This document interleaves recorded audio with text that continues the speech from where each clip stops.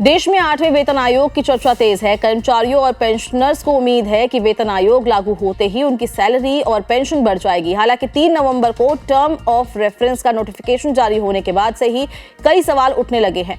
Pension भोगियों के मन में सवाल है कि क्या 8वीं सेंट्रल पे कमीशन के जरिए केंद्र सरकार उनकी पेंशन बढ़ाने जा रही है। तो अब पेंशन भोगियों को घबराने की जरूरत नहीं है, क्योंकि इस सवाल का जवाब जल्द ही मिलने वाला है। 2 दिसंबर 2025 को वित्त मंत्री निर्मला सीतारमण से पूछा जाएगा कि क्या पेंशन और वेतन भोगियों के लिए महंगाई भत्ता और राहत यानी डीए और डीआर को बेसिक पे में मिलाकर तुरंत राहत दी जाएगी या नहीं। साथ ही पूछा जाएगा कि पेंशन सुधार का प्रावधान 8वीं पे कमीशन में शामिल नहीं किया गया है और ऐसा क्यों।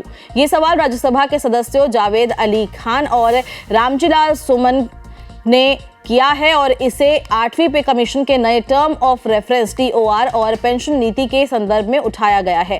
क्या सरकार ने हाल ही में 8वें सेंट्रल पे कमीशन का गठन की अधिसूचना जारी की है? यदि हाँ, तो उसकी विस्तृत जानकारी, टर्म्स ऑफ रेफरेंस के विवरण क्या है? क्या सरकार केंद्र सरकार के कर्मचारियों और पेंशनर्स को त्वरित राहत प्रदान करने के लिए मौजूदा डीए और डीआर को बेसिक पे के साथ मर्ज करने जा रही है? अगर हाँ, तो उसका विवरण क्या है?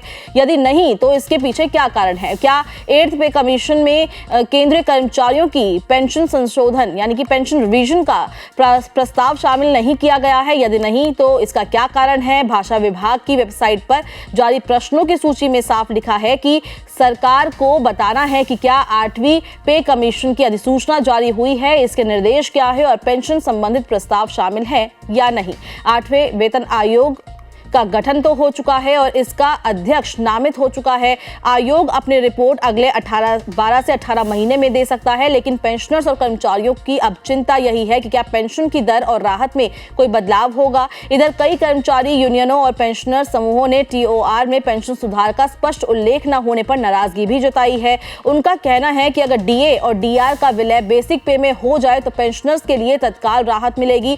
यदि पेंशन सुधार नहीं हुआ तो पुरानी पेंशन दरों से गुजरना होगा। अब सबकी निगाहें 2 दिसंबर के संसद के शीतकालीन सत्र की ओर है, जब वित्त मंत्री निर्मला सीतारमण से पूछा जाएगा कि पेंशनर्स के लिए क्या फैसले लिए जा रहे हैं। तब यह साफ हो जाएगा कि 8वीं पे कमीशन पेंशनर्स को राहत देगा या सिर्फ वादों में ही सीमित रहेगा।